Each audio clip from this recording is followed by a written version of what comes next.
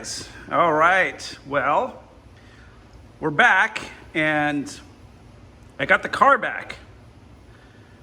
You want to take any guesses as to what it is? Let's step back a little bit here. You probably know by now. There we go. This is a Mercedes CL63 AMG.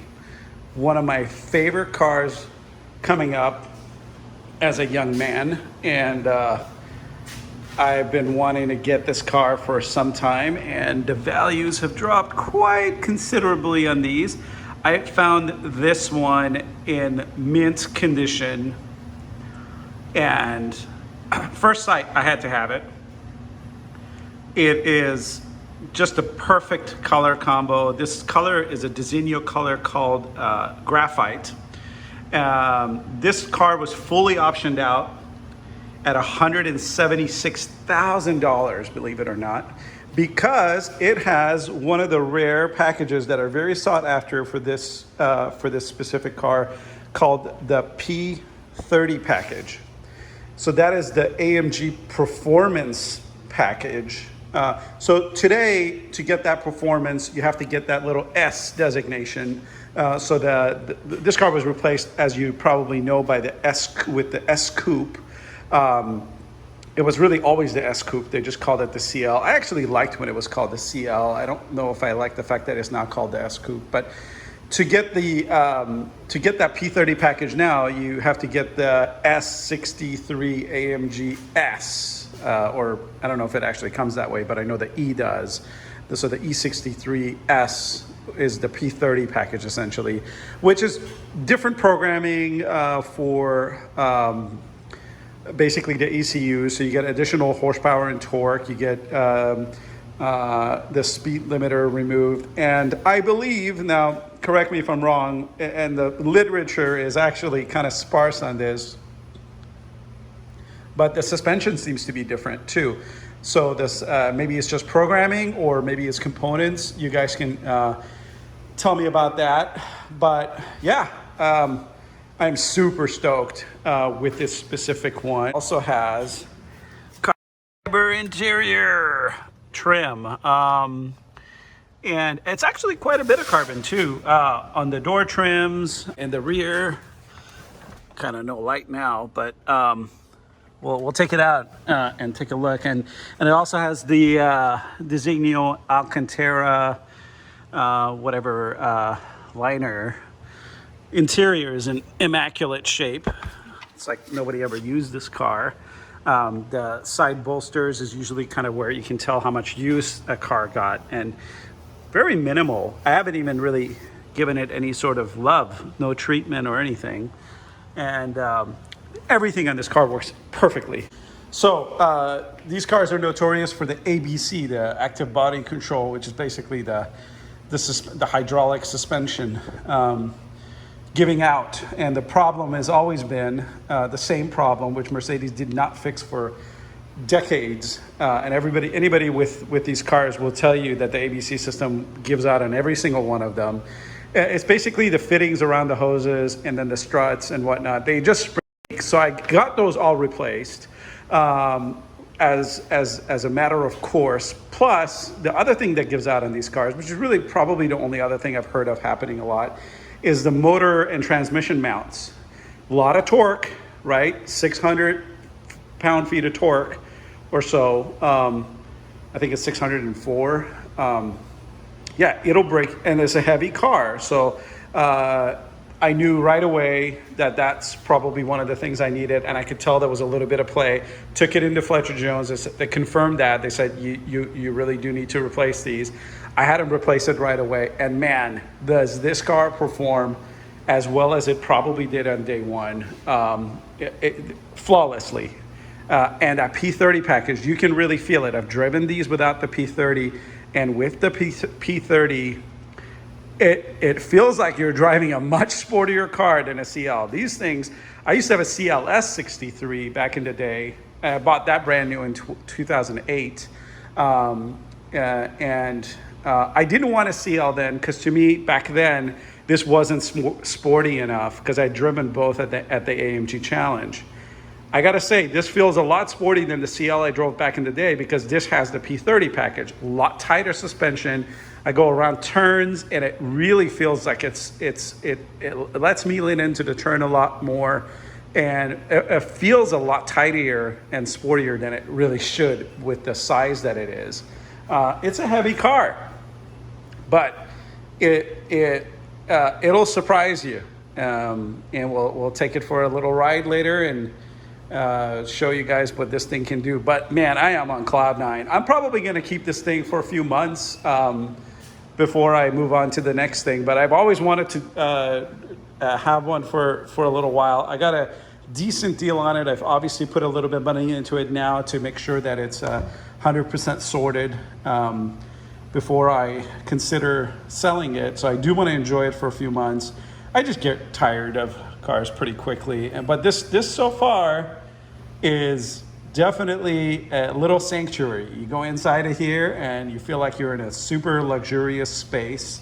Obviously it's missing today's tech, right? So you don't get the Apple CarPlay and the iPhone integration or Android integration that you would, but I did buy a little gizmo that I'll show you later that's helping me a little bit with that. It's letting me stream my music through Bluetooth pretty well. But yeah, I'm missing some of those modern luxuries you get in modern cars.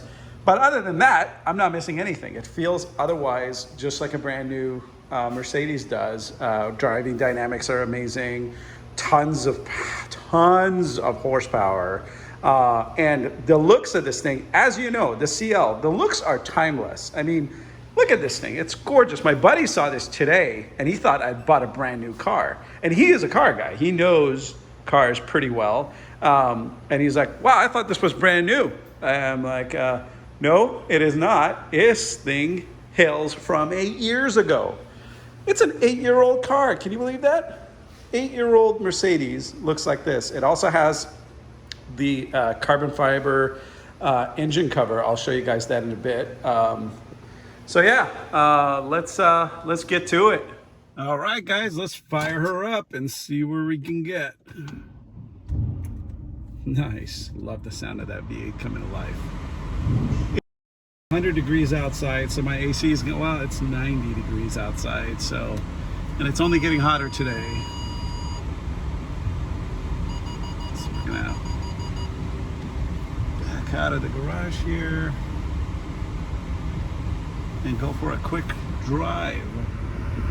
All right, guys, well, we're finally on the road, Santiago Canyon here, and a very hot day on SoCal. I am actually gonna get going here before the next car catches up with me, and let's give it a nice send. Whoa.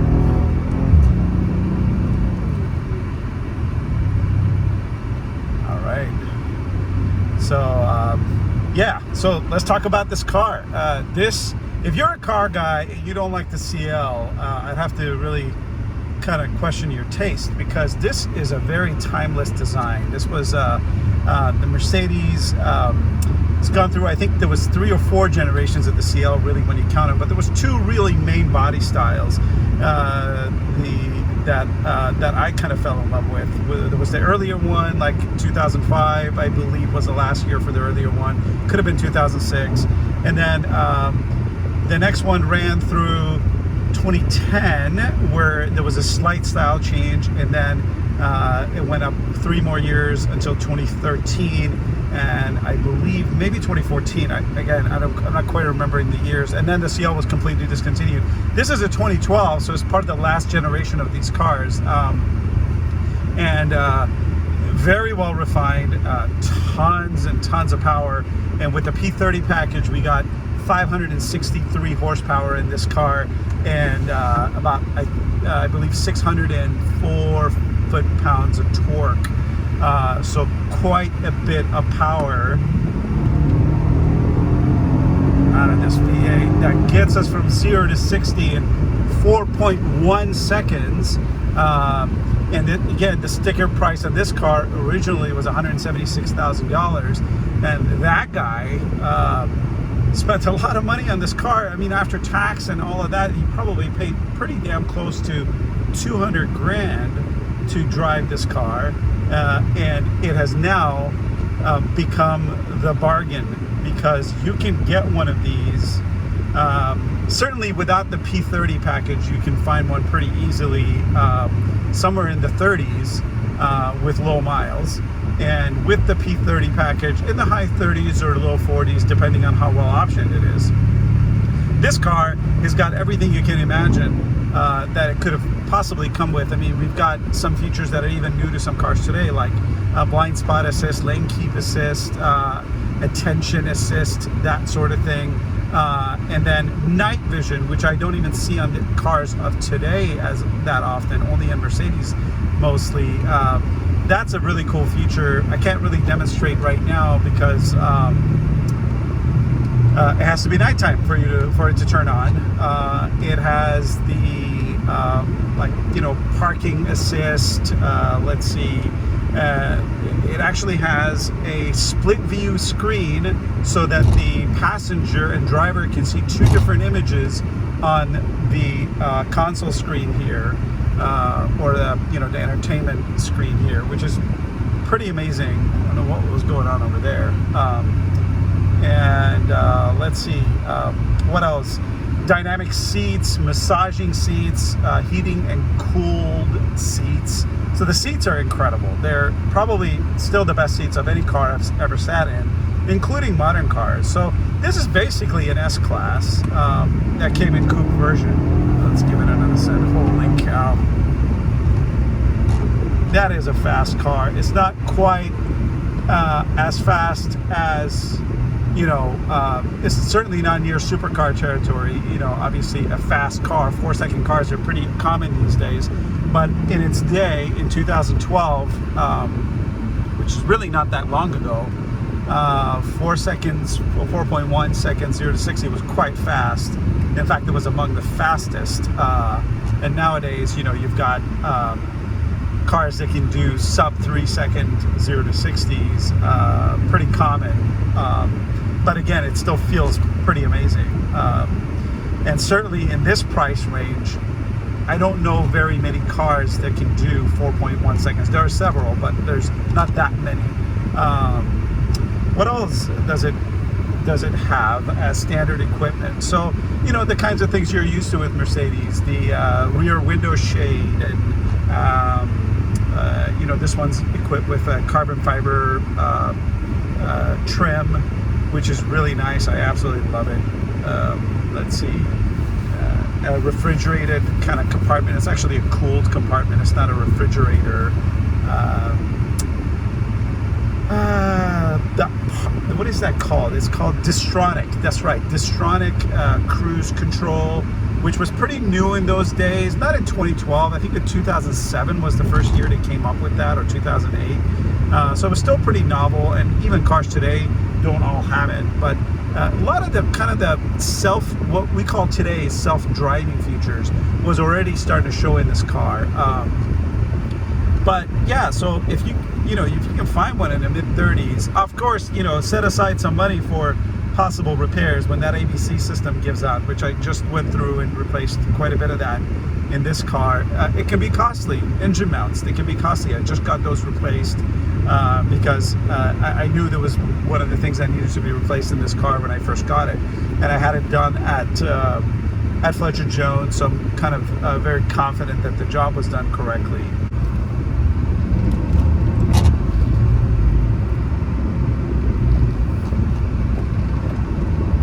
It allows for a level of productivity and predictability that I'm not used to in cars this big. It's a lot more agile than you would imagine a car this big to be. And the steering is super tight. And obviously, a lot of hydraulics going on to make that happen. It's not really a sports car, but we're going about over the speed limit here. And it can take these corners at no problem.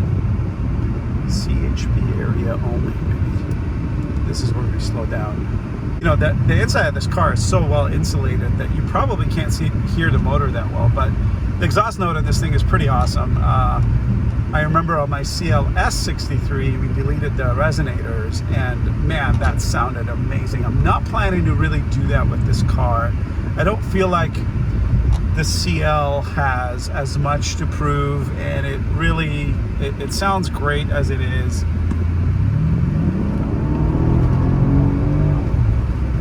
I love that sound.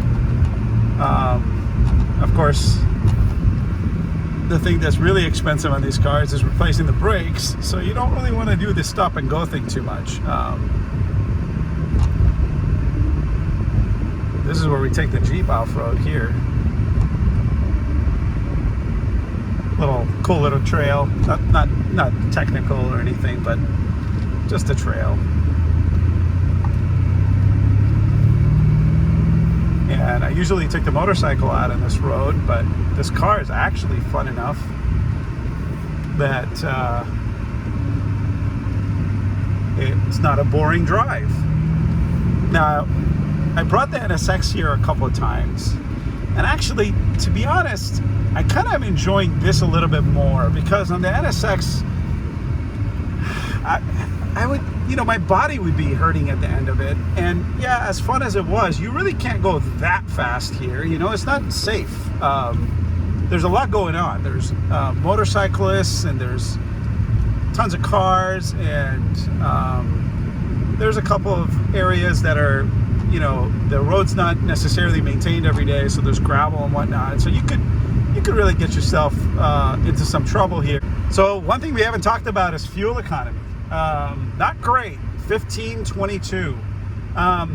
Really not terrible either. I mean, if you really get 1522, but of course the way I drive, especially the way I've been driving today, I'm probably close to about 10 miles to the gallon, which is pretty typical for a V8 being driven at full throttle most of the day.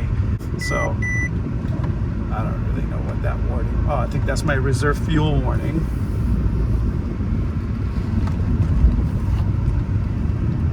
Wow, that was a good turn. Oh, there's the new Vet. Did you guys see that? New Corvette.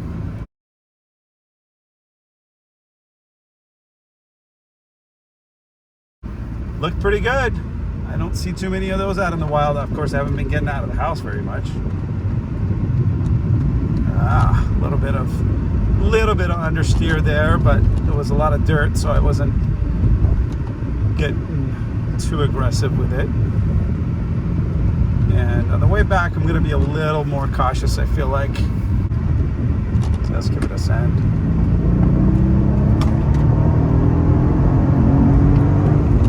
Woo! Buddy.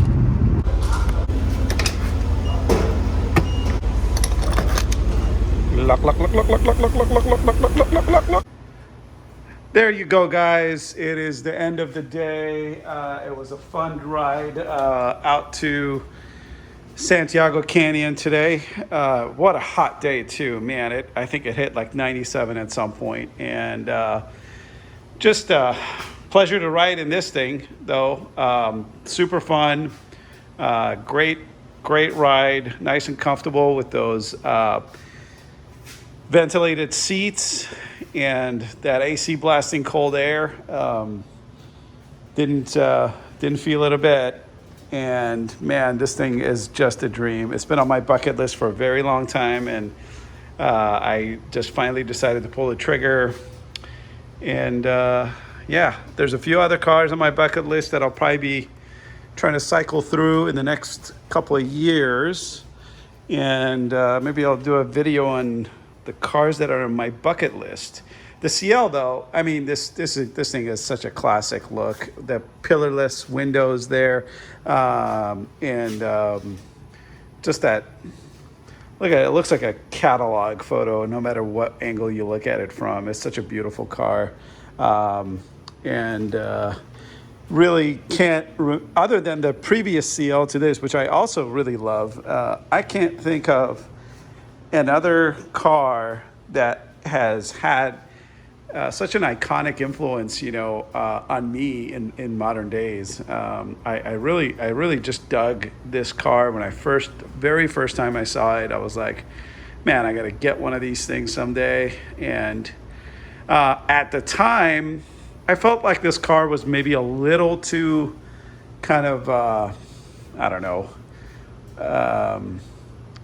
I was looking for a car more fit for a young guy, but now I'm an older guy and this thing kind of works pretty well for me. I don't know. I think I got my CLS63 when, let's see, in 2007. So that's 12 years ago. I was probably barely 30 years old, and really it wasn't time for a CL. And the CLS at the time was, I think it was 120 grand. This was 176. So it was a pretty big bump. I was leasing that. I really enjoyed that car actually. But I drove this car at the AMG Challenge event back in 2008. And I really liked it, but it wasn't like very good around the track. I mean, in that event, the E-Class, I think, was the E63 and the C63 kind of really shined. The CL was just this, man, that's a nice car to sit in, but certainly not one to whip around corners too well. The P30 package makes it a little bit more nimble, but it's still not. It's not a small AMG. And then, obviously after that, they went back to the 5.5 liter. They added turbos and whatnot. So it's made it the kind of proposition that really, at the time anyway, there was just nothing that looked this hot and had this much power.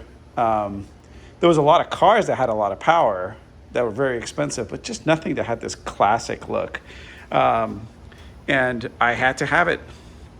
So fast forward like 10, 12 years. And of course, now it's 8 years after this car was made. This is a 2012, if I haven't mentioned that already in this video. And, and now we're in 2020. So 8 years later, it has dropped to less than a third of its original value. Don't buy these things new, guys. You're going to lose your shorts.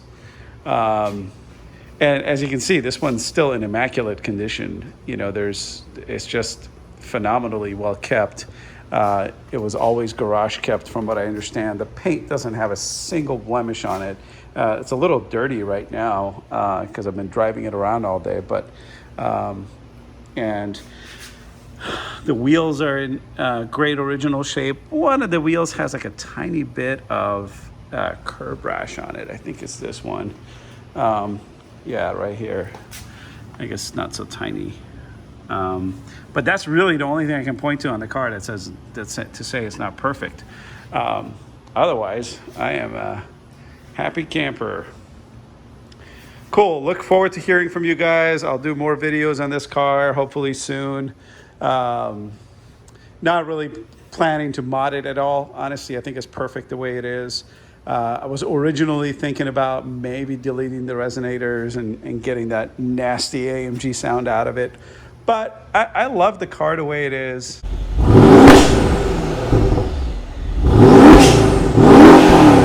And I was also thinking about adding some links to it to lower it a bit. But again, with as temperamental as this ABC system is, I'll have to do some research to make sure that doesn't mess with the ABC system in a negative way. So I'm not likely to do it, but I might. I don't think so.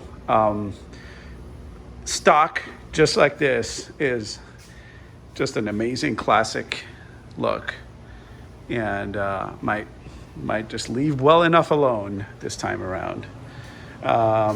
Cool. Well, thanks for watching, guys. I got another addition to the garage coming. It was supposed to be here this week. It's a two-wheel addition to the garage. It was supposed to be here this week, and I had some reservations, so I'm waiting until tomorrow. and I got a lot of different videos to edit, so it'll probably be a few days before I get that out and show you guys. I'm super stoked about that too. In the same vein as the CL is an instant classic, that vehicle, it was also an instant classic in my book, and I always said I was going to get one at some point. Just was looking for the right one, and I feel like I found the right one, but I gotta be sure. I'm actually doing a video about how to buy a used vehicle, how to make sure you're not walking into a money pit. I've done that several times, and I want to make a quick video about how you can do some things to mitigate that. Of course, you can never be 100% sure, but you can take some steps and save yourself a lot of grief. I'll post that video up soon. I'll do one for motorcycles and one for cars because they're different enough that I feel like they need different videos. So, all right, guys, click that subscribe button, and I'll see you here soon.